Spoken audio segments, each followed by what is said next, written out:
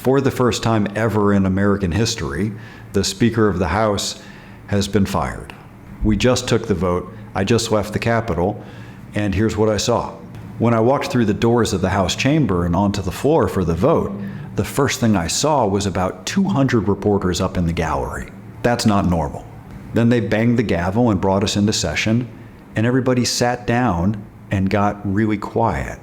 That's not normal either. The thing is, no matter how long any of these people have served in Congress, none of them have ever seen this happen before. It's been over 100 years since anyone even tried to fire the Speaker. And we didn't know how it was going to go.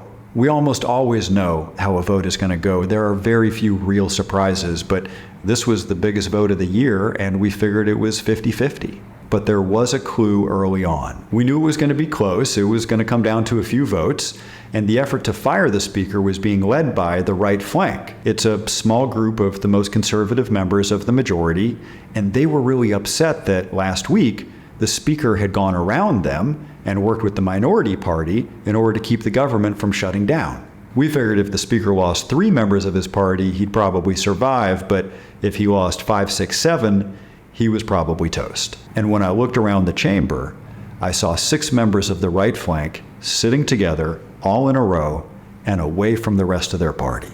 The Speaker knew he was going to lose them, and he was hoping to peel off a few votes from the minority party. Some folks in the minority were expecting him to reach out and say, hey, let's make a deal. But instead, he went on TV the day before and basically said, here is my offer to the minority party. Nothing. So the minority party heard that and basically said, okay, best of luck. And then we voted, and when they announced that he had lost, nobody cheered and nobody booed. We all just sat there in silence for a moment. This has never happened before, ever. Then, a congressman walked up to the podium and told us that he was now the acting Speaker, which was a surprise to us. As it turns out, the Speaker is allowed to secretly pick someone to be the acting Speaker should something happen to them, and he had picked this person. So this person stood up and basically said that we would be in recess until further notice, and then he brought down the gavel as hard as he possibly could. He just smashed the heck out of it, because he's good friends with the former Speaker, and he was really upset.